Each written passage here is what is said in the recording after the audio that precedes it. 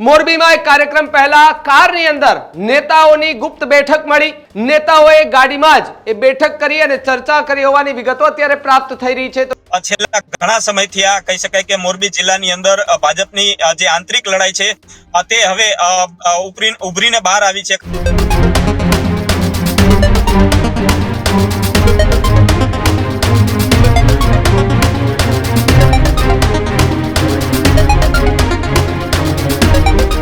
નમસ્કાર, આપ જોઈ રહ્યા છો ન્યૂઝ રૂમ અને આપની સાથે હું છું ભાવિક। સમાચાર ગુજરાતની રાજનીતિને લઈને ફરી એકવાર સૌથી મોટા સમાચાર સામે આવ્યા છે કે જ્યાં ભારતીય જનતા પાર્ટીની અંદર શું ખરેખર આંતરિક વિવાદ ચાલે છે। મોરબીમાં એક કાર્યક્રમ પહેલા કારની અંદર નેતાઓની ગુપ્ત બેઠક મળી। રાજકોટ સાંસદ અને મોરબી જિલ્લા ભાજપ પ્રમુખ વચ્ચે એક સૌથી મોટી બેઠક મળી હોવાના સમાચાર અત્યારે મળી રહ્યા છે।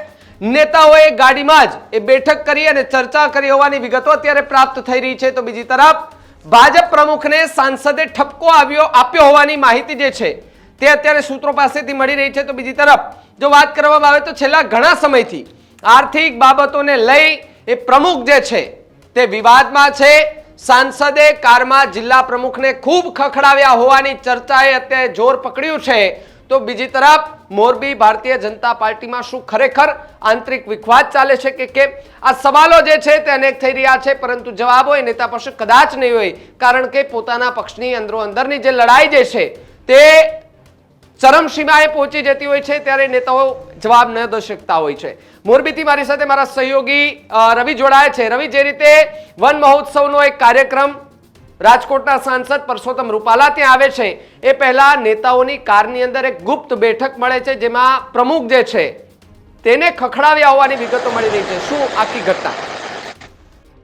ભાવિક, જે પ્રકારે વાત કરીએ તો આજ રોજ મોરબીની અંદર જે 76મો વન મહોત્સવ કાર્યક્રમ છે તે યોજવામાં આવ્યો હતો, જેમાં જે વન વિભાગ છે તેના દ્વારા આ કાર્યક્રમ રાખવામાં આવ્યો હતો અને આ કાર્યક્રમની અંદર મુખ્ય મહેમાન તરીકે જે રાજકોટ લોકસભાના સાંસદ છે પરસોત્તમ રૂપાલા તે હાજર રહેવાના હતા અને સાથે સાથે જે ટંકારા પડતરીના ધારાસભ્ય છે દુલતજી દેથરિયા તે પણ હાજર રહ્યા હતા। આ સાથે અધિકારીઓ હતા, ઘણા બધા ભાજપના નેતાઓ છે તે આ જે કાર્યક્રમ છે તે કાર્યક્રમમાં હાજર જોવા મળી રહ્યા હતા।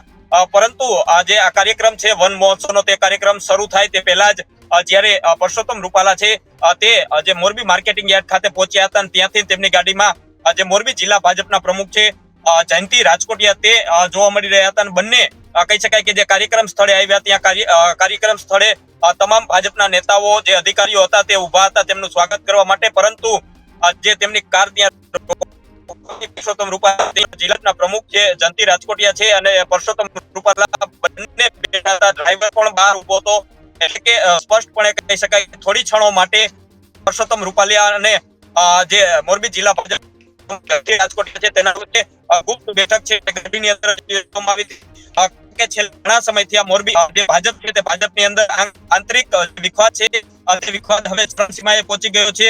ક્યાંક ધારાસભ્ય અને જિલ્લા પંચાયતના સદસ્ય છે તે આમને જોવા મળી રહ્યા છે। તો બીજી તરફ કહી શકાય કે આ જિલ્લાની અંદર ઘણા બધા જે ભાજપના જે જૂથો છે તે સક્રિય થયા છે તેઓ આમને સામે જોડી રહ્યા। હાલ તો કહી શકાય કે આજે બેઠકને લઈને ખૂબ જ ચર્ચાએ જોર પકડ્યું છે, કારણ કે છેલ્લા ઘણા સમયથી આ મોરબી જિલ્લા ભાજપના પ્રમુખ જે જયંતિ રાજકોટિયા છે તે આર્થિક બાબતને લઈને ક્યાંક ને ક્યાંક વિવાદમાં જોવા મળી રહ્યા છે। તેને લઈ કે આપને રોકવા માંગીશ, મારે એ પણ સમજવું છે કે કઈ એવી આર્થિક બાબત હશે કે જેને લઈને આખો વિવાદ સર્જાયો।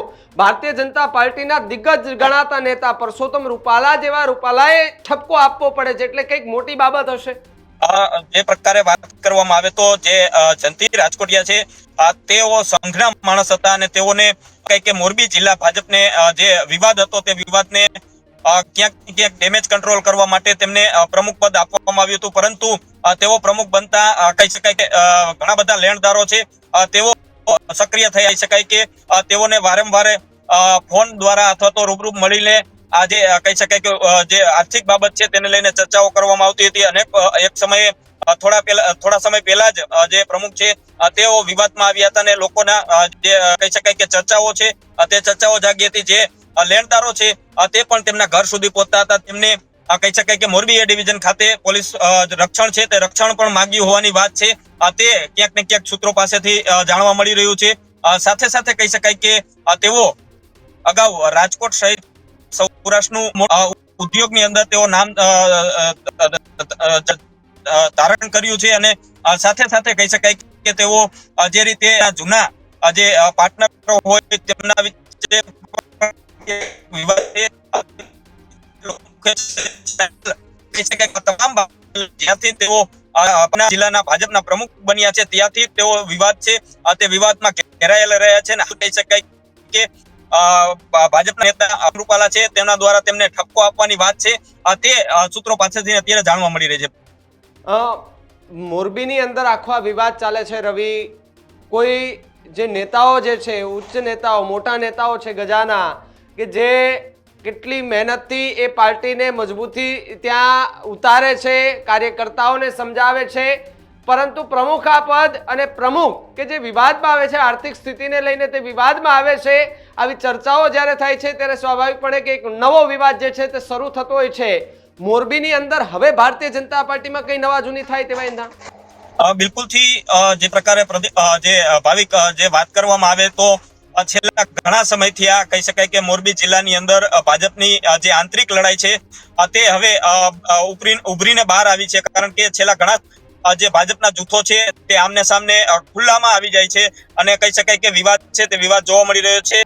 જે પ્રકારે વિકાસની વાતો હોય તો તેમને લઈને પણ ક્યાંક ને ક્યાંક ભાજપના જૂથો છે તે આમને સામને જોવા મળી રહ્યા છે. એટલે કે આવનારા દિવસોની અંદર કહી શકાય કે જે મહાનગરપાલિકાની ચૂંટણીઓ આવી રહી છે, જિલ્લા પંચાયતની ચૂંટણી આવી રહી છે, તેમાં નવા જૂનીના એંધાણો છે તે જોવા મળી રહ્યા છે. કારણ કે જે પ્રકારે અત્યારે જે ભાજપ કહી શકાય કે બંને જે મોરબી જિલ્લાને ડેમેજ કંટ્રોલ કરવામાં ક્યાંક ને ક્યાંક નિષ્ફળ છે તે નિષ્ફળ જોવા મળી રહી છે. આજરોજ કહી શકાય કે જે આ કાર્યક્રમ હતો તે કાર્યક્રમની અંદર રાજકોટના સાંસદ અને ભાજપના દિગ્ગજ નેતા કહી શકાય કે પરસોત્તમ રૂપાલા દ્વારા પણ કહી શકાય કે સમગ્ર બાબતે ઝીણવટભરી કહી શકાય કે વાતચીતો છે તે કરી હતી અને ત્યારબાદ કહી શકાય કે આ જે પ્રમુખ છે તે પ્રમુખને ઠપકો આપવાની વાત છે સૂત્રો પાસેથી ભાજપના જે પાસેથી મળી રહી છે. જી રવિ, ખૂબ ખૂબ આભાર અમારી સાથે જોડાવા બદલ, માહિતી બદલ. તો જે પ્રમાણે મોરબીની અંદર ભારતીય જનતા પાર્ટીની અંદર શું ખરેખર આંતરિક વિવાદ ચાલે છે, રાજકોટના સાંસદ ત્યાં એક કાર્યક્રમમાં પહોંચે છે, જિલ્લા ભાજપ પ્રમુખ એની વચ્ચે એક બેઠક ચાલે છે ને આ બેઠક ન તો કોઈ એવી ખાનગી જગ્યામાં હતી, ન તો કોઈ હોટલ રેસ્ટોરન્ટમાં હતી કે ન તો કોઈ બેન્ક્વેટ હોલમાં હતી. આ બેઠક એ ગાડીની અંદર હતી. માત્ર થોડી ક્ષણોની અંદર એ બેઠક થઈ. એ કાર્યક્રમ પહેલા બેઠક થઈ, પછી આખો કાર્યક્રમ શરૂ થયો. એ થોડી ક્ષણોની અંદર પરસોત્તમ રૂપાલા અને એ પ્રમુખ જે છે તે બંને વચ્ચે એ ચર્ચા થઈ.